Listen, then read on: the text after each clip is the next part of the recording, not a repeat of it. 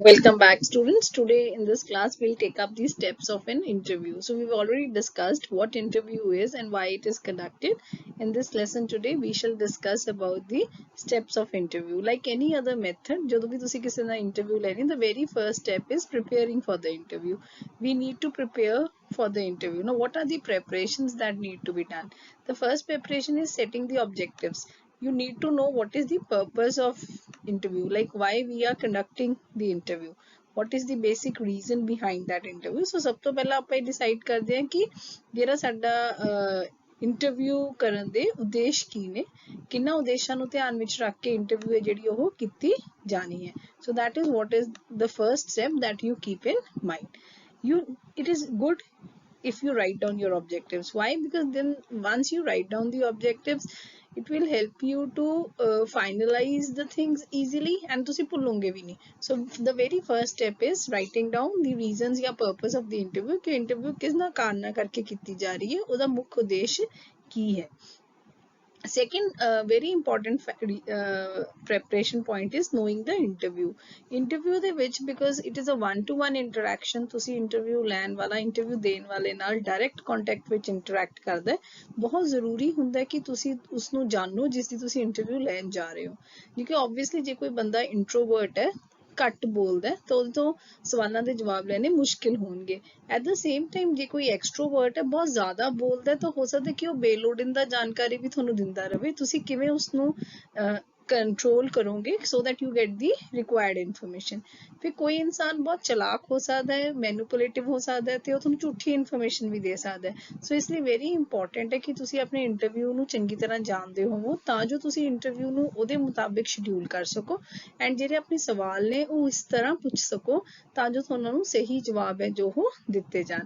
ਇਸ ਲਈ ਤੁਸੀਂ ਉਸ ਬੱਚੇ ਦੇ ਸਕੂਲ ਰਿਕਾਰਡਸ ਦੇਖ ਸਕਦੇ ਹੋ, ਕਿਉਂਕਿ ਸਕੂਲ ਦੇ ਵਿੱਚ ਇੱਕ ਕਿਊਮੂਲੇਟਿਵ ਰਿਕਾਰਡ ਕਾਰਡ ਮੇਨਟੇਨ ਕੀਤਾ ਜਾਂਦਾ ਹੈ ਜਿਸ ਵਿੱਚ ਬੱਚੇ ਦੀ ਸਾਰੀ ਜਾਣਕਾਰੀ ਰੱਖੀ ਜਾਂਦੀ ਹੈ. ਤਾਂ ਆਪਾਂ ਕਿਊਮੂਲੇਟਿਵ ਰਿਕਾਰਡ ਕਾਰਡ ਦੇਖ ਸਕਦੇ ਹਾਂ. ਸਰਵਿਸ ਰਿਪੋਰਟ ਦੇਖ ਸਕਦੇ ਹਾਂ. ਜੇ ਕੋਈ ਜੌਬ ਕਰ ਰਿਹਾ ਤਾਂ ਹਰ ਜੌਬ ਦੇ ਉੱਪਰ ਇੱਕ ਸਰਵਿਸ ਰਿਕਾਰਡ ਮੇਨਟੇਨ ਕੀਤਾ ਜਾਂਦਾ ਹੈ ਜਿਸ ਵਿੱਚ ਉਸ ਬੰਦੇ ਦੀ ਪੂਰੀ ਇਨਫੋਰਮੇਸ਼ਨ ਹੁੰਦੀ ਹੈ ਜਦੋਂ ਤੋਂ ਉਸਨੇ ਜੌਬ ਜੁਆਇਨ ਕੀਤੀ ਹੈ, ਜਾਂ ਉਸਦੇ ਰਿਲੇਟਿਵਸ, ਫਰੈਂਡਸ ਐਂਡ EMPLOYERS ਤੋਂ ਵੀ ਜਾ ਕੇ ਪਰਸਨਲੀ ਮਿਲ ਕੇ ਉਸਦੀ ਪਰਸਨੈਲਿਟੀ ਬਾਰੇ ਇੱਕ ਮੁੱਢਲੀ ਤੌਰ ਤੇ ਜਾਣਕਾਰੀ ਹੈ ਜੋ ਤੁਸੀਂ ਹਾਸਿਲ ਕਰ ਸਕਦੇ ਹੋ.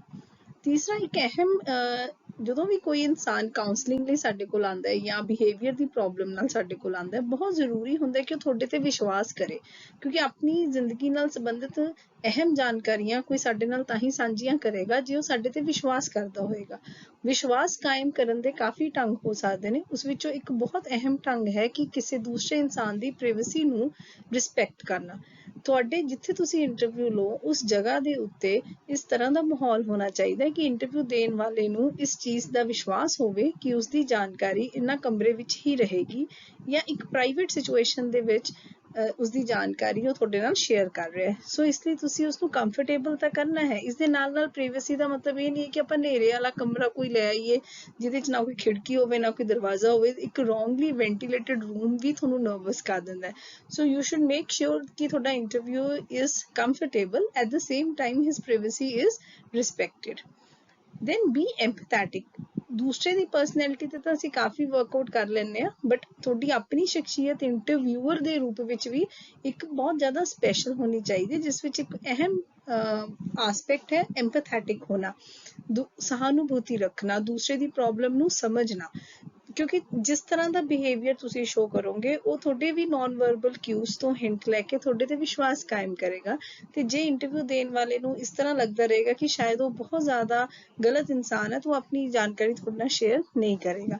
ਇਸ ਲਈ ਤੁਸੀਂ ਉਸਨੂੰ ਇੱਕ ਚੰਗਾ ਅਹਿਸਾਸ ਦਿਵਾਉਣ ਲਈ ਉਸਦੀ ਪ੍ਰੋਬਲਮ ਦੇ ਨਾਲ ਐਮਪੈਥੈਟਿਕਲੀ ਡੀਲ ਕਰਨਾ ਹੈ. ਹਰ ਕਿਸੇ ਦੇ ਇੱਕ ਆਪਣੇ ਐਡਵਾਂਸ ਓਪੀਨੀਅਨਸ ਹੁੰਦੇ ਨੇ, ਇੱਕ ਆਪਣੀਆਂ ਮਾਨਤਾਵਾਂ ਹੁੰਦੀਆਂ, ਇੱਕ ਆਪਣੀ ਸੋਚ ਹੁੰਦੀ ਹੈ. ਤੁਹਾਡੀ ਵੀ ਸੋਚ ਹੋਵੇਗੀ ਇੱਕ ਇੰਟਰਵਿਊਅਰ ਦੇ ਰੂਪ ਵਿੱਚ, ਤੁਹਾਡੀ ਕੋਈ ਆਪਣੀ ਵਿਚਾਰਧਾਰਾ ਹੋਵੇਗੀ, ਤੁਹਾਡਾ ਆਪਣਾ ਪੱਖ ਹੋਏਗਾ ਕਿਸੇ ਪ੍ਰੋਬਲਮ ਨੂੰ ਦੇਖਣ ਦਾ, ਸੋਚਣ ਦਾ. ਉਸ ਸਾਰੇ ਪਰਸਪੈਕਟਿਵ ਨੂੰ ਇੰਟਰਵਿਊ ਤੋਂ ਦੂਰ ਰੱਖਣਾ ਹੈ. ਕਿਸੇ ਵੀ ਤਰ੍ਹਾਂ ਜਦੋਂ ਤੁਸੀਂ ਇੰਟਰਵਿਊ ਲੈਣ ਜਾ ਰਹੇ ਹੋ ਤਾਂ ਆਪਣੇ ਪਰਸਪੈਕਟਿਵਸ, ਆਪਣੀਆਂ ਪੂਰਨ ਮਾਨਤਾਵਾਂ, ਆਪਣੀ ਸੋਚ, ਆਪਣੀ ਵਿਚਾਰਧਾਰਾ ਨੂੰ ਉਸ ਇੰਟਰਵਿਊ ਦੇ ਪ੍ਰੋਸੈਸ ਵਿੱਚ ਇੰਟਰਫੇਅਰ ਕਰਨ ਨਹੀਂ ਦੇਣਾ. ਬਹੁਤ ਇੰਪੋਰਟੈਂਟ ਹੈ ਕਿ ਤੁਸੀਂ ਇਹ ਚੀਜ਼ਾਂ ਤੇ ਵੀ ਵਰਕਆਊਟ ਕਰੋ ਤਾਂ ਜੋ ਜਿਹੜੀ ਵੀ ਇਨਫੋਰਮੇਸ਼ਨ ਸਾਡੇ ਕੋਲ ਆਵੇ ਜਾਂ ਉਸ ਇੰਟਰਵਿਊ ਦੇ ਬੇਸ ਤੇ ਅਸੀਂ ਜਿਹੜੇ ਫੈਸਲੇ ਲਈਏ ਉਹ ਸਹੀ ਹੋਣ, ਫੈਕਟ ਬੇਸਡ ਹੋਣ, ਰਾਦਰ ਤੁਹਾਡੀ ਆਪਣੀ ਸੋਚ ਤੇ ਪ੍ਰਭਾਵਿਤ ਨਾ ਹੋਣ। ਦੈਨ ਜਦੋਂ ਅਸੀਂ ਕੁਐਸਚਨ ਈਅਰ ਤਿਆਰ ਕਰ ਲੈਂਦੇ ਆ ਜਿਵੇਂ, ਐਂਡ ਹੋ ਸਕਦਾ ਕਿ ਤੁਸੀਂ ਆਪਣੇ ਵੱਲੋਂ ਬਹੁਤ ਵਧੀਆ ਕੁਐਸਚਨਸ ਤਿਆਰ ਕੀਤੇ ਨੇ ਬਟ ਉਹਨਾਂ ਕੁਐਸਚਨਸ ਦੇ ਨਾਲ ਤੁਸੀਂ ਰਾਈਟ ਆਨਸਰਸ ਨਹੀਂ ਲੈ ਪਾ ਰਹੇ। ਇਟ ਕੈਨ ਬੀ ਕਿ ਹੋ ਸਕਦਾ ਕਿ ਕੋਈ ਲੈਂਗੁਏਜ ਟਫ ਹੋਗੀ ਕੁਐਸਚਨ ਦੀ, ਕੁਐਸਚਨ ਦਾ ਸਟਰਕਚਰ ਠੀਕ ਨਾ ਹੋਣਾ, ਨੰਬਰ ਆਫ ਫੈਕਟਰਸ ਹੋ ਸਕਦੇ ਨੇ। To be on a safer side important ਹੈ ਕਿ ਐਕਚੁਅਲ ਇੰਟਰਵਿਊ ਦੇ ਪ੍ਰੋਸੈਸ ਨੂੰ ਸ਼ੁਰੂ ਕਰਨ ਤੋਂ ਪਹਿਲਾਂ ਤੁਸੀਂ ਇੱਕ ਛੋਟੇ ਜਿਹੇ ਲੈਵਲ ਤੇ ਪਾਇਲਟ ਸਟੱਡੀ ਕਰਕੇ ਜਾਂ ਪਾਇਲਟ ਸਟੈਪ ਟੈਸਟ ਕਰਕੇ ਆਪਣੇ ਕੁਐਸਚਨੀਅਰ ਨੂੰ ਟੈਸਟ ਕਰ ਲਓ ਸੋ ਦੈਟ ਤੁਹਾਡੇ ਕੋਲ ਜੋ ਤੁਹਾਨੂੰ ਇਨਫੋਰਮੇਸ਼ਨ ਚਾਹੀਦੀ ਹੈ ਉਹ ਰਾਈਟ ਤਰ੍ਹਾਂ ਆਵੇ। ਕਿਉਂਕਿ once interview is a very expensive process, ਅਸੀਂ ਬਾਰ-ਬਾਰ expensive in terms of money also, in terms of time also, ਅਸੀਂ ਬਾਰ-ਬਾਰ ਸਮੇਂ ਬਰਬਾਦ ਨਹੀਂ ਕਰ ਸਕਦੇ ਉਸਦੇ ਉੱਤੇ। ਐਂਡ ਬਹੁਤੀ ਵਾਰ ਇੰਟਰਵਿਊ ਦੇਣ ਵਾਲਾ ਵੀ ਆਪਣਾ ਇੱਕ ਸਮਾਂ ਕੱਢ ਕੇ ਸਾਡੇ ਕੋਲ ਆਉਂਦਾ ਹੈ, ਬਾਰ-ਬਾਰ ਸਾਨੂੰ ਨਹੀਂ ਮਿਲੇਗਾ। ਸੋ ਤੁਸੀਂ ਕਿਸੇ ਤਰ੍ਹਾਂ ਫੇਲ ਨਾ ਹੋ ਜਾਓ, ਇਸ ਲਈ ਜ਼ਰੂਰੀ ਹੈ ਕਿ ਤੁਸੀਂ ਆਪਣੇ ਇੰਟਰਵਿਊ ਦੇ ਕੁਐਸਚਨੀਅਰ ਦੀ ਜੋ ਕੁਐਸਚਨਸ ਤੁਸੀਂ ਤਿਆਰ ਕੀਤੇ ਉਹਨਾਂ ਦਾ ਇੱਕ ਪਾਇਲਟ ਟੈਸਟ ਕਰੋ ਐਂਡ ਫਿਰ ਜੋ ਤੁਹਾਨੂੰ ਓਪੀਨੀਅਨਸ ਮਿਲਣਗੀਆਂ, ਸੁਜੈਸ਼ਨਸ ਮਿਲਣਗੀਆਂ, ਜੋ ਤੁਹਾਨੂੰ ਪ੍ਰੋਬਲਮਸ ਆਣ ਉਹਨਾਂ ਦੇ ਬੇਸ ਤੇ ਉਸਨੂੰ ਇੰਪਰੂਵ ਕਰੋ so that end of the day ਤੁਹਾਡੇ ਕੋਲ ਇੱਕ ਵਧੀਆ ਸ਼ਡਿਊਲ ਹੋਵੇ, ਵਧੀਆ ਕੁਐਸਚਨੀਅਰਸ ਦਾ ਸੈੱਟ ਹੋਵੇ and you are able to get the right information. A very important process, a very important part as far as if you want right kind of an information from the respondents. Then once you are done with it, preparation is done, now we come to the actual part, that is the conduction of the interview. Now the actual day when you are conducting the interview, sab to important hai ki make a climate which is built on trust, mutual respect, free and open communication. ਕਿਸੇ ਵੀ ਇਨਸਾਨ ਨਾਲ ਆਪਣੀ ਮਨ ਦੀ ਗੱਲ share ਤਾਂ ਹੀ ਹੁੰਦੀ ਜੇ ਸਾਨੂੰ ਉਸ ਤੇ ਵਿਸ਼ਵਾਸ ਹੋਵੇ। ਜੇ ਸਾਨੂੰ ਲੱਗਦਾ ਹੋਵੇ ਅਸੀਂ ਦੂਸਰੇ ਇਨਸਾਨ ਦੀ ਇੱਜ਼ਤ ਕਰੀਏ, ਦੂਸਰਾ ਇਨਸਾਨ ਸਾਡੀ ਇੱਜ਼ਤ ਕਰਦਾ ਹੋਵੇ, ਜਿਸ ਨੂੰ ਆਪਾਂ ਮਿਊਚੁਅਲ ਰਿਸਪੈਕਟ ਕਹਿੰਦੇ ਆ, ਉਸਦੇ ਨਾਲ ਇੱਕ ਕਮਿਊਨੀਕੇਸ਼ਨ ਦੀ ਫਰੀडम ਹੋਵੇ। ਜੇ ਸਾਡੀ ਕੋਈ ਗੱਲ ਸੁਣੇਗਾ ਹੀ ਨਹੀਂ ਤਾਂ ਅਸੀਂ ਕਵਾਂਗੇ ਨਹੀਂ। ਸੋ ਇਸ ਲਈ ਇਹ ਚੀਜ਼ਾਂ ਤੁਸੀਂ ਧਿਆਨ ਰੱਖਣੀਆਂ ਨੇ ਕਿ ਜਿਹੜਾ ਮਾਹੌਲ ਤੁਸੀਂ ਸਿਰਜੋ ਇੰਟਰਵਿਊ ਦੇ ਲਈ, ਉਸ ਮਾਹੌਲ ਦੇ ਵਿੱਚ ਇੰਟਰਵਿਊ ਦੇਣ ਵਾਲਾ ਕਾਫੀ ਹੱਦ ਤੱਕ ਕੰਫਰਟੇਬਲ ਫੀਲ ਕਰੇ ਤੇ ਉਸਨੂੰ ਆਪਣੇ ਮਨ ਵਿਚਾਰ ਸਾਹਮਣੇ ਰੱਖਣ ਲਈ ਕਿਸੇ ਤਰ੍ਹਾਂ ਦੀ ਹਿਚਕਾਹਟ ਨਾ ਹੋਵੇ। ਉਹ ਟੈਕਨੀਕਸ ਵੀ ਯੂਜ਼ ਕਰ ਸਕਦੇ ਹੋ ਤੁਸੀਂ ਜਿਨ੍ਹਾਂ ਨਾਲ ਟੈਨਸ਼ਨ, ਐਂਜ਼ਾਈਟੀ ਜਾਂ ਸਟ੍ਰੈਸ ਹੈ ਜੋ ਘਟ ਜਾਂਦਾ, ਜਿਵੇਂ ਕਮਰੇ ਦੇ ਵਿੱਚ ਅਗਰਬੱਤੀ ਲਗਾਉਣਾ, but at the same time doesn't mean ਕਿ ਅਗਰਬੱਤੀ ਦੀ ਹੀ ਖੁਸ਼ਬੂ ਇੰਨੀ ਸਟਰੋਂਗ ਹੋਵੇ ਕਿ ਉਹ ਸਾਨੂੰ ਇੰਟਰਫੇਅਰ ਕਰਦੀ ਰਹੇ ਜਾਂ ਡਿਸਟਰਬ ਕਰਦੀ ਰਹੇ। ਲਾਈਟ ਦਾ ਪ੍ਰੋਪਰ ਅਰੇਂਜਮੈਂਟ ਰੱਖਣਾ, ਪੱਖੇ ਏਅਰ ਵੈਂਟੀਲੇਸ਼ਨ ਦਾ ਪ੍ਰੋਪਰ ਅਰੇਂਜਮੈਂਟ ਰੱਖਣਾ, ਇਹ ਜਿਹੜਾ ਮਾਹੌਲ ਹੁੰਦਾ ਉਹ ਸਾਡੀ ਜਿਹੜੀ ਟੈਨਸ਼ਨ ਹੈ ਜਾਂ ਸਟ੍ਰੈਸ ਹੈ ਉਸਨੂੰ ਘਟਾ ਦਿੰਦਾ। ਸੋ you can work on these grounds also ਕਿ ਜਿਹੜਾ ਤੁਹਾਡਾ ਕਲਾਈਮੇਟ ਉਹ ਇਸ ਤਰ੍ਹਾਂ ਦਾ ਹੋਵੇ ਕਿ ਉਸਦੇ ਵਿੱਚ ਸਟ੍ਰੈਸ ਜਾਂ ਐਂਜ਼ਾਈਟੀ ਨਾ ਹੋਵੇ।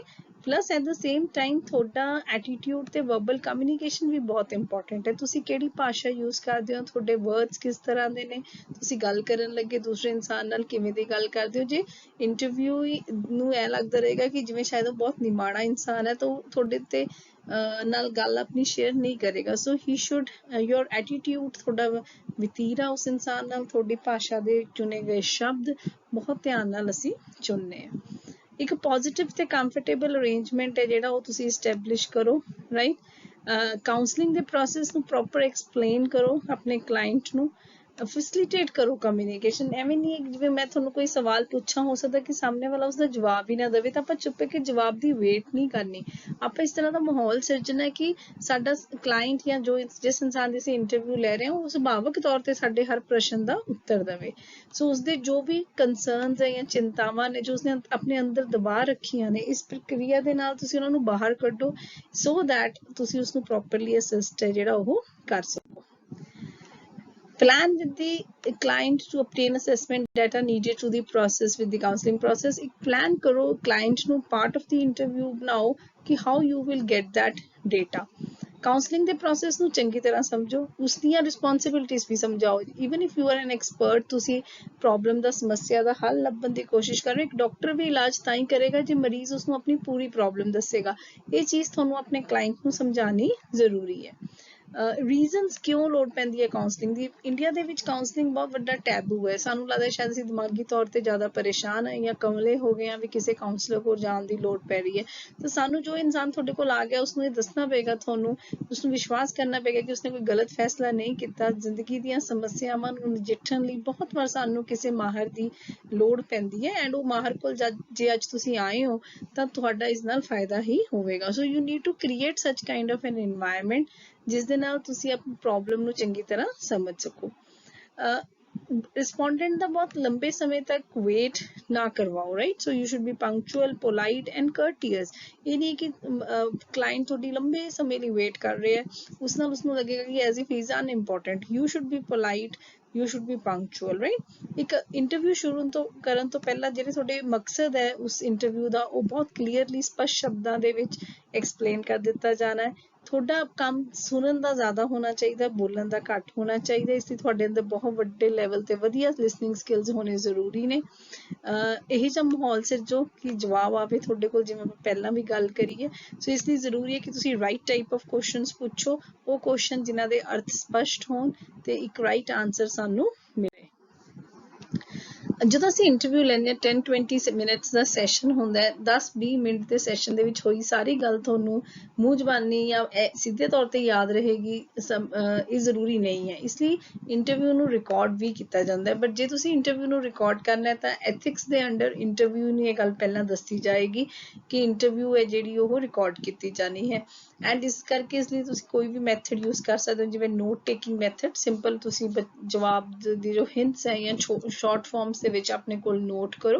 ਬਟ ਦੈਨ ਕਈ ਵਾਰ ਸਾਰੀ ਇੰਟਰਵਿਊ ਨੂੰ ਨੋਟ ਕਰਨਾ ਵੀ ਮੁਸ਼ਕਿਲ ਹੋ ਜਾਂਦਾ ਹੈ। ਇਸ ਲਈ ਤੁਸੀਂ ਕੁਝ ਲੈਵਲ ਤੇ ਈਵਨ ਇਫ ਜੇ ਤੁਹਾਨੂੰ ਕੁਐਸਚਨ ਦਾ ਆਨਸਰ ਨਹੀਂ ਮਿਲਿਆ ਤੁਸੀਂ ਆਪਣੇ ਨੋਟਸ ਵਿੱਚ ਜ਼ਰੂਰ ਲਿਖੋਗੇ ਨੋਟ ਰਿਸਪੋਂਡਡ। ਬਲੈਂਕ ਨਹੀਂ ਛੱਡਣਾ ਕਿਉਂਕਿ ਬਾਅਦ ਚ ਤੁਸੀਂ ਭੁੱਲ ਜਾਣਾ ਹੈ ਕਿ ਬਲੈਂਕ ਦਾ ਕੀ ਮਤਲਬ ਸੀ, right. So you can also use tape recorders for recording the interview. Video record ਵੀ ਕੀਤੀ ਜਾ ਸਕਦੀ ਹੈ। ਜੇ ਕੋਈ ਕੁਐਸਚਨ ਦੇ ਤੁਸੀਂ ਐਕਸਪਲੇਨੇਸ਼ਨ ਸੀਕ ਕੀਤੀ ਹੈ ਕਿ ਇਹ ਜਵਾਬ ਕਿਉਂ ਐਵੇਂ ਦਿੱਤਾ ਗਿਆ ਤਾਂ ਉਸ ਕਿਉਂ ਦਾ ਵੀ ਆਨਸਰ ਜੋ ਤੁਹਾਨੂੰ ਮਿਲਿਆ ਉਹ ਤੁਸੀਂ ਸੈਪਰੇਟਲੀ ਨੋਟ ਡਾਊਨ ਕਰੋਗੇ। ਐਂਡ ਦੇ ਵਿੱਚ ਤੁਸੀਂ ਆਪਣੀ ਪ੍ਰੋਬਲਮ ਦਾ ਸੋਲੂਸ਼ਨ ਲੱਭਣ ਦੀ ਕੋਸ਼ਿਸ਼ ਕਰਦੇ ਹੋ ਉਦੋਂ ਇਹ ਨੋਟਸ ਹੈ ਜੋ ਤੁਹਾਨੂੰ ਬਹੁਤ ਵੱਡੇ ਪੱਧਰ ਤੇ ਹੈਲਪ ਕਰਦੇ ਨੇ। ਤੇ ਲਾਸਟ ਸਟੈਪ ਹੈ ਜਿਹਦੇ ਵਿੱਚ ਤੁਸੀਂ ਹੁਣ ਜੋ ਡੇਟਾ ਤੁਹਾਡੇ ਕੋਲ ਆਇਆ ਜਾਂ ਜੋ ਆਨਸਰਸ ਤੁਹਾਡੇ ਕੋਲ ਆਏ ਨੇ ਉਹਨਾਂ ਦਾ ਤੁਸੀਂ ਇੱਕ ਵਿਸ਼ਲੇਸ਼ਣ ਕਰਦੇ ਹੋ। ਇਹ ਕਾਫੀ ਇੰਪੋਰਟੈਂਟ ਸਟੈਪ ਹੈ ਤੇ ਮੁਸ਼ਕਿਲ ਸਟੈਪ ਵੀ ਹੈ। ਇਹਦੇ ਵਿੱਚ ਤੁਹਾਡੀ ਆਪਣੀ ਕਾਬਲੀਅਤ ਬਹੁਤ ਅਹਿਮ ਭੂਮਿਕਾ ਨਿਭਾਉਂਦੀ ਹੈ ਕਿਉਂਕਿ ਇਵੈਂਚੁਅਲੀ ਆਨਸਰ ਮਿਲਣਾ ਇੱਕ ਗੱਲ ਹੁੰਦੀ ਹੈ, ਆਨਸਰ ਦੇ ਪਿਛਲੀ ਰੀਜ਼ਨ ਨੂੰ ਆਈਡੈਂਟੀਫਾਈ ਕਰਨਾ ਡਿਫਰੈਂਟ ਇਸ਼ੂ ਹੈ। ਉਹਦੇ ਲਈ ਤੁਹਾਡੀ ਨੌਲੇਜ ਬੇਸ ਬਹੁਤ ਸਟਰੋਂਗ ਹੋਣਾ ਜ਼ਰੂਰੀ ਹੈ। ਬਟ ਤੁਸੀਂ ਇਹ ਲੱਭਣ ਦੀ ਕੋਸ਼ਿਸ਼ ਕਰਦੇ ਹੋ ਕਿ ਜੋ ਆਨਸਰਸ ਦਿੱਤੇ ਗਏ ਨੇ ਉਹਨਾਂ ਦਾ ਕਾਰਨ ਕੀ ਹੋਏਗਾ ਜਾਂ ਉਹਨਾਂ ਦੇ ਪਿੱਛੇ ਕਿਸ ਤਰ੍ਹਾਂ ਦੇ ਰੀਜ਼ਨਸ ਹੋਣਗੇ ਕਿ ਕਿਸੇ ਵੀ ਇਨਸਾਨ ਦੀ ਵਿਚਾਰ ਉਸ ਤਰ੍ਹਾਂ ਬਣ ਗਏ। So these are the steps of an interview। And ਦੇ ਵਿੱਚ once you get your answers ਤੁਸੀਂ ਐਨਾਲਿਸਿਸ ਕਰ ਲੈਂਦੇ ਹੋ। ਉਸ ਤੋਂ ਬਾਅਦ ਤੁਸੀਂ ਇੱਕ ਰਿਪੋਰਟ ਦੇ ਰੂਪ ਵਿੱਚ ਆਪਣੇ ਇੰਟਰਵਿਊ ਦੇ ਸੈਸ਼ਨ ਦੀ ਸਮਰੀ ਹੈ ਜੋ ਉਹ ਰਾਈਟ ਅਪ ਕਰਦੇ ਹੋ, right. Now we come to the advantages of interview। ਅਸੀਂ ਕਿਉਂ ਇੰਟਰਵਿਊ ਨੂੰ ਯੂਜ਼ ਕਰਨਾ ਹੈ। ਇੰਟਰਵਿਊ ਦੇ ਨਾਲ ਸਾਨੂੰ ਡੂੰਘਾਈ ਤੇ ਇਨਫੋਰਮੇਸ਼ਨ ਮਿਲਦੀ ਹੈ। ਜੇ ਇਕੱਲਾ ਸਵਾਲ ਜਵਾਬ ਹੀ ਹੋਵੇਗਾ ਤਾਂ ਉਹਦੇ ਵਿੱਚ ਲਿਮਿਟਿਡ ਆਨਸਰਸ ਹੋਣਗੇ। ਬਟ ਜੇ ਤੁਸੀਂ ਇੰਟਰਵਿਊ ਲੈਂਦੇ ਹੋ ਤੁਹਾਨੂੰ ਜੋ ਸਿੱਧੇ ਤੌਰ ਤੇ ਆਨਸਰ ਦੱਸੇ ਗਏ ਉਹ ਤਾਂ ਮਿਲਦੇ ਹੀ ਹੈ। ਉਸ ਦੇ ਨਾਲ ਨਾਲ ਅਸੀਂ ਆਪਣੇ ਕਲਾਇੰਟ ਦੀ ਜਾਂ ਰਿਸਪੋਂਡੈਂਟ ਦੀ ਬੋਡੀ ਲੈਂਗੁਏਜ ਨੂੰ ਵੀ ਸਟੱਡੀ ਕਰਦੇ ਹਾਂ, ਨੌਨ ਵਰਬਲ ਕਿਊਜ਼ ਨੂੰ ਵੀ ਸਟੱਡੀ ਕਰਦੇ ਹਾਂ। ਤਾਂ ਕਾਫੀ ਇਨ ਡੈਪਥ ਇਨਫੋਰਮੇਸ਼ਨ ਸਾਨੂੰ ਮਿਲਦੀ ਹੈ। ਪਰਸਨਲ ਇੰਟਰੈਕਸ਼ਨਸ ਫੋਨ ਕਰਕੇ ਜੇ ਕੋਈ ਗੱਲ ਨਹੀਂ ਸਮਝ ਆਈ ਉਹ ਸਪਸ਼ਟਤਾ ਉਸੇ ਸਮੇਂ ਤੇ ਕੀਤੀ ਜਾ ਸਕਦੀ ਹੈ। ਕੁਐਸਚਨਸ ਨੂੰ ਤੁਸੀਂ ਆਪਣੇ ਹਿਸਾਬ ਨਾਲ ਜੇ ਬਦਲ ਪਾਉਂਦੇ ਹੋ ਤਾਂ ਕਾਫੀ ਫਲੈਕਸੀਬਲ ਹੋ ਜਾਂਦਾ ਹੈ। ਕੰਪਲੀਟ ਆਨਸਰਸ ਲਏ ਜਾਂਦੇ, ਜਿਵੇਂ ਕੋਈ ਰਿਟਨ ਤੁਸੀਂ ਕੁਐਸਚਨੀਅਰ ਦੇਤਾ ਤਾਂ ਉਸਦੇ ਵਿੱਚ ਹੋ ਸਕਦਾ ਕਿ ਰਿਸਪੋਂਡੈਂਟ ਇਨਕੰਪਲੀਟ ਆਨਸਰਸ ਤੁਹਾਨੂੰ ਦੇ ਦੇ ਬਟ ਉਹ ਜਿਹੜੀ ਪ੍ਰੋਬਲਮ ਹੈ ਇੰਟਰਵਿਊ ਵਿੱਚ ਨਹੀਂ ਰਹਿੰਦੀ, ਰਾਈਟ। ਨੌਨ ਰਿਸਪੌਂਸ ਪਰਸੈਂਟੇਜ ਕਾਫੀ ਘੱਟ ਹੁੰਦੀ ਹੈ। ਜੇ ਮੈਂ ਤੁਹਾਨੂੰ ਕੁਐਸਚਨੀਅਰ ਭਰਨ ਲਈ ਦੇਵਾਂ ਇਟ ਕੈਨ ਬੀ ਕਿ ਤੁਸੀਂ ਮੈਨੂੰ ਐਮਟੀ ਹੀ ਵਾਪਸ ਕਰ ਦਿਓ। But when it is a 1-to-1 interaction ਤੁਸੀਂ ਮੇਰੇ ਸਾਹਮਣੇ ਬੈਠੇ ਹੋ ਤਾਂ ਓਬਵੀਅਸਲੀ ਤੁਸੀਂ ਮੈਨੂੰ ਆਨਸਰਸ ਦੇਵੋਗੇ ਤਾਂ ਨੌਨ ਰਿਸਪੌਂਸਿਸ ਆ ਜਿਹੜੀਆਂ ਉਹ ਘੱਟ ਜਾਂਦੀਆਂ ਨੇ। ਤੁਸੀਂ ਕੁਐਸਚਨ ਨੂੰ ਰੀਮੋਲਡ ਕਰ ਸਕਦੇ ਹੋ, ਚੇਂਜ ਕਰ ਸਕਦੇ ਹੋ ਲੈਂਗੁਏਜ ਨੂੰ ਅਕੋਰਡਿੰਗ ਟੂ ਯੋਰ ਕਲਾਇੰਟ। ਇਸ ਲਈ it ensures that you get the answer। Many people don't want to answer questionnaires due to time constraint ਹੈ ਨਾ। ਜੇ ਮੈਂ questionnaire ਦੇਦਾ 20 questions ਹੋਣ ਤੁਸੀਂ ਉਸਨੂੰ ਸ਼ਾਇਦ ਨਹੀਂ ਭਰਦੇ ਵੀ ਸਾਡੇ ਕੋਲ ਟਾਈਮ ਨਹੀਂ ਹੈ। ਬਟ ਤੁਸੀਂ 20 ਮਿੰਟਸ ਦੀ ਡਾਇਰੈਕਟ ਇੰਟਰੈਕਸ਼ਨ ਦੇ ਵਿੱਚ ਉਹੀ ਕੁਐਸਚਨਸ ਦੇ ਆਨਸਰਸ ਬੜੇ ਵਧੀਆ ਢੰਗ ਨਾਲ ਦੇ ਦਿੰਦੇ ਹੋ। ਤੁਸੀਂ ਰਿਸਪੋਂਡੈਂਟ ਦੀ ਰਿਐਕਸ਼ਨਸ ਬੋਡੀ ਲੈਂਗੁਏਜ ਜਿਵੇਂ ਪਹਿਲਾਂ ਵੀ ਗੱਲ ਕਰੀਏ ਫੇਸ਼ੀਅਲ ਐਕਸਪ੍ਰੈਸ਼ਨਸ ਵੀ ਦੇਖ ਪਾਉਂਦੇ ਹੋ ਇਸ ਲਈ ਇਹ ਵੀ ਪਤਾ ਲੱਗਦਾ ਵੀ ਸੱਚ ਬੋਲ ਰਹੇ ਹੋ ਜਾਂ ਝੂਠ ਬੋਲ ਰਹੇ ਹੋ ਰਾਈਟ ਡਾਇਰੈਕਟ ਪਾਰਟਿਸਿਪੇਸ਼ਨ ਦੀ ਫੀਲਿੰਗ ਆਉਂਦੀ ਹੈ ਜਦੋਂ ਤੁਸੀਂ ਡਾਇਰੈਕਟਲੀ ਇੰਟਰਵਿਊਅਰ ਨੂੰ ਮਿਲਦੇ ਹੋ ਜਾਂ ਰਿਸਰਚਰ ਨੂੰ ਮਿਲਦੇ ਹੋ ਤਾਂ ਸਾਨੂੰ ਇਸ ਤਰ੍ਹਾਂ ਲੱਗਦਾ ਕਿ ਅਸੀਂ ਕਿਸੇ ਰਿਸਰਚ ਵਿੱਚ ਡਾਇਰੈਕਟਲੀ ਕੰਟਰੀਬਿਊਟ ਕਰ ਰਹੇ ਹਾਂ ਐਟ ਦ ਸੇਮ ਟਾਈਮ ਜਿਹੜੀ ਸੈਂਸਿਟਿਵ ਇਮੋਸ਼ਨਲ ਜਾਂ ਕੰਪਲੈਕਸ ਕੁਐਸਚਨਸ ਨੂੰ ਵੀ ਬੜੇ ਆਸਾਨੀ ਢੰਗ ਨਾਲ ਪੁੱਛਿਆ ਜਾਂਦਾ ਜੇ ਇੰਟਰਵਿਊ ਲੈਣ ਵਾਲਾ ਕਾਫੀ ਮਾਹਿਰ ਹੈ ਸ਼ਬਦਾਂ ਦਾ ਮਾਹਿਰ ਹੈ ਤਾਂ ਉਹ ਬਹੁਤ ਮੁਸ਼ਕਿਲ ਸਵਾਲ ਨੂੰ ਵੀ ਇੰਨੇ ਵਧੀਆ ਢੰਗ ਨਾਲ ਪੁੱਛੇਗਾ ਕਿ ਉਸਦਾ ਆਨਸਰ ਹੈ ਜੋ ਉਸਨੂੰ ਮਿਲ ਜਾਏਗਾ ਬਟ ਇਸ ਦੇ ਨਾਲ ਨਾਲ ਕੁਝ ਲਿਮਿਟੇਸ਼ਨਸ ਵੀ ਨੇ ਸਮਾਂ ਬਹੁਤ ਲੱਗਦਾ ਹੈ ਜੇ ਮੈਂ ਇੱਕ ਕੁਐਸਚਨੀਅਰ ਡਿਸਟ੍ਰੀਬਿਊਟ ਕਰਾਂ ਤਾਂ ਮੈਂ ਇੱਕ ਕੁਐਸਚਨੀਅਰ ਦੇ ਜੇ 20 ਮਿੰਟ ਲੱਗਦੇ ਆ ਕਰਨ ਨੂੰ ਇੱਕੋ ਟਾਈਮ 60 ਬੰਦਿਆਂ ਨੂੰ ਦੇ ਸਕਦੀ ਹਾਂ ਬਟ ਜੇ ਇੰਟਰਵਿਊ ਕਰੂੰਗੀ ਤਾਂ it will take separate time so it is very time consuming expensive ਹੋ ਜਾਂਦਾ ਹੈ ਬਹੁਤ ਜ਼ਿਆਦਾ ਲੋਕਾਂ ਦੀ ਤੁਸੀਂ ਇੰਟਰਵਿਊ ਨਹੀਂ ਲੈ ਸਕਦੇ ਕਾਫੀ ਹੱਦ ਤੱਕ ਆਪਾਂ ਕਹਿ ਦਿੰਦੇ ਹਾਂ ਕਿ ਅਸੀਂ ਆਪਣੀ ਵਿਚਾਰਧਾਰਾ ਨੂੰ ਇੰਟਰਵਿਊ ਤੋਂ ਅਲੱਗ ਰੱਖਣਾ ਬਟ ਇਹ ਬਹੁਤ ਮੁਸ਼ਕਿਲ ਟਾਸਕ ਹੈ ਤੁਹਾਡੀ ਜੋ ਬਾਇਸਨੈਸਿਸ ਹੈ ਜੋ ਇੰਟਰਵਿਊ ਲੈਣ ਵਾਲੇ ਦੀਆਂ ਆਪਣੀਆਂ ਵਿਚਾਰਧਾਰਾ ਨੇ ਜਾਂ ਆਪਣੇ ਫਰਕ ਨੇ ਵਖਰੇਵੇਂ ਨੇ ਉਹ ਇੰਟਰਵਿਊ ਨੂੰ ਵੱਡੇ ਢੰਗ ਨਾਲ ਪ੍ਰਭਾਵਿਤ ਕਰਦੇ ਨੇ ਉਮਰ ਕਲਾਸ ਜੈਂਡਰ ਇਹਨਾਂ ਸਾਰੇ ਫੈਕਟਰਸ ਦਾ ਜੋ ਐਨਾਲਿਸਿਸ ਦੇ ਉੱਤੇ ਇਫੈਕਟ ਹੈ ਉਹ ਇੰਟਰਵਿਊ ਵਿੱਚ ਵੀ ਦੇਖਣ ਦਾ ਮਿਲਦਾ ਹੈ ਜੇ ਇੰਟਰਵਿਊ ਲੈਣ ਵਾਲਾ ਇੱਕ ਸਕਿਲਡ ਇਨਸਾਨ ਨਹੀਂ ਹੈ ਤਾਂ ਹੋ ਸਕਦਾ ਕਿ ਉਹ ਸਾਰਾ ਕੰਮ ਖਰਾਬ ਕਰ ਦੇ ਐਂਡ ਉਹ ਕੁਐਸਚਨ ਨੂੰ ਇੰਨੇ ਬੁਰੇ ਢੰਗ ਨਾਲ ਸੁਣੇ ਉਹ ਕਰੇ ਜਾਂ ਪੂਰੇ ਆਨਸਰ ਨੂੰ ਸੁਣੇ ਹੀ ਨਾ ਜੇ ਰਿਕਾਰਡਿੰਗ ਪ੍ਰੋਪਰ ਨਹੀਂ ਕੀਤੀ ਇੰਟਰਵਿਊ ਦੀ then also you will fail so ਇਸ ਤਰ੍ਹਾਂ ਇਹ ਪ੍ਰੋਬਲਮ ਆਉਂਦੀ ਹੈ ਐਂਡ ਪਲੱਸ ਮੈਨੀ ਟਾਈਮਸ ਇੱਕ ਰਾਈਟ ਬੰਦਾ ਚੁਣਨ ਦੀ ਵੀ ਪ੍ਰੋਬਲਮ ਬਹੁਤ ਵੱਡੀ ਰਹਿੰਦੀ ਹੈ ਕਿ ਅਸੀਂ ਕਿਤੇ ਤੋਂ ਡੇਟਾ ਲਈਏ ਸੋ ਜੇ ਤੁਹਾਡੇ ਕੋਲ ਕਾਫੀ ਤੁਸੀਂ ਕਿਸੇ ਹਾਈ ਪ੍ਰੋਫਾਈਲ ਟੌਪਿਕਸ ਦੇ ਉੱਤੇ ਰਿਸਰਚ ਕਰ ਰਹੇ ਹੋ ਜਾਂ ਜਿਵੇਂ ਤੁਸੀਂ IAS ਆਫਿਸਰਸ ਦੇ ਉੱਤੇ ਜਾਂ MLS ਦੇ ਉੱਤੇ ਜਾਂ MPs ਦੇ ਉੱਤੇ ਰਿਸਰਚ ਕਰ ਰਹੇ ਹੋ ਤਾਂ ਮੈਨੀ ਟਾਈਮਸ ਉਹਦਾ ਟਾਈਮ ਮਿਲਣਾ ਤੁਹਾਨੂੰ ਬਹੁਤ ਮੁਸ਼ਕਿਲ ਹੋ ਜਾਂਦਾ ਤੇ ਉਸ ਕੇਸ ਦੇ ਵਿੱਚ ਤੁਸੀਂ ਫਿਰ ਇੰਟਰਵਿਊ ਨੂੰ ਕੰਡਕਟ ਨਹੀਂ ਕਰ ਪਾਉਂਦੇ ਇਸੇ ਤਰ੍ਹਾਂ ਜੇ ਅਸੀਂ ਕਿਸੇ ਦਿਹਾੜੀਦਾਰ ਬੰਦਿਆਂ ਦੇ ਉੱਤੇ ਜਾਂ ਡੇਲੀ ਵੇਜਸ ਦੇ ਉੱਤੇ ਕੋਈ ਕੰਮ ਰਿਸਰਚ ਕਰ ਰਹੇ ਹੋ ਉੱਥੇ ਉਹਨਾਂ ਦਾ ਇੱਕ ਮਿੰਟ ਕਾਫੀ ਕੀਮਤੀ ਹੁੰਦਾ so they don't want to give that time to you so this can also be one factor or one limitation right training ਚਾਹੀਦੀ ਹੈ ਬਹੁਤ ਵੱਡੇ ਲੈਵਲ ਤੇ ਇੰਟਰਵਿਊਅਰ ਨੂੰ ਜੋ ਕਈ ਵਾਰ ਨਹੀਂ ਹੁੰਦੀ ਕਿਸੇ ਦੇ ਸਾਹਮਣੇ ਫਰੈਂਕ ਰਿਸਪੌਂਸਸ ਦੇਣਾ ਬਹੁਤ ਮੁਸ਼ਕਿਲ ਵੀ ਹੋ ਜਾਂਦਾ ਹੈ ਕੁਐਸਚਨੀਅਰ ਦੇ ਵਿੱਚ ਲਿਖਣੀਆਂ ਸ਼ਾਇਦ ਉਹ ਆਸਾਨ ਹੋ ਜਾਂਦੀਆਂ ਨੇ ਇੰਨਾ ਵਿਸ਼ਵਾਸ ਕਰਨਾ ਕਿ ਮੇਰੀ ਕਹੀ ਗਈ ਗੱਲ ਕਿਸੇ ਬਾਹਰ ਲੀਕ ਨਹੀਂ ਹੋਏਗੀ ਕਾਫੀ ਵੱਡੇ ਤਰ੍ਹਾਂ ਦਾ ਟਾਸਕ ਹੈ ਐਂਡ ਇਸ ਵਿਸ਼ਵਾਸ ਦੀ ਕਮੀ ਵਿੱਚ ਹੀ ਕਈ ਵਾਰ ਅਸੀਂ ਸੱਚੇ answers face to face situations ਵਿੱਚ ਨਹੀਂ ਦਿੰਦੇ ਬਾਅਦ ਚੋਂ ਵਿਸ਼ਲੇਸ਼ਣ ਕਰਨਾ ਬਹੁਤ ਮੁਸ਼ਕਿਲ ਹੋ ਜਾਂਦਾ ਹੈ ਕਿਉਂਕਿ ਵਾਈਡਰ ਆਨਸਰਸ ਆਉਂਦੇ ਨੇ ਤੁਹਾਡੇ ਕੋਲ ਵੱਖਰੇ ਵੱਖਰੇ ਤਰ੍ਹਾਂ ਦੇ ਆਨਸਰਸ ਆਉਂਦੇ so it become difficult to analyse the factor ਇਸ ਦੇ ਵਿੱਚ ਐਰਰਸ ਹੋਣ ਦੀ ਵੀ ਇੱਕ ਜਿਹੜੀ ਟੈਂਡੈਂਸੀ ਉਹ ਵੱਧ ਜਾਂਦੀ ਹੈ ਕੰਪਿਊਟਰਸ ਨੂੰ ਤੁਸੀਂ ਯੂਜ਼ ਨਹੀਂ ਕਰ ਸਕਦੇ ਐਂਡ ਦੇ ਵਿੱਚ ਡੇਟਾ ਐਨਾਲਿਸਿਸ ਲਈ ਕਿਉਂਕਿ ਨੰਬਰਸ ਦੇ ਵਿੱਚ ਤੁਹਾਡੇ ਕੋਲ ਡੇਟਾ ਨਹੀਂ ਆਉਂਦਾ ਜਿਸ ਰੀਜ਼ਨਸ ਨਾਲ ਐਨਾਲਿਸਿਸ ਹੈ ਜੋ ਕਾਫੀ ਡਿਫਿਕਲਟ ਹੋ ਜਾਂਦਾ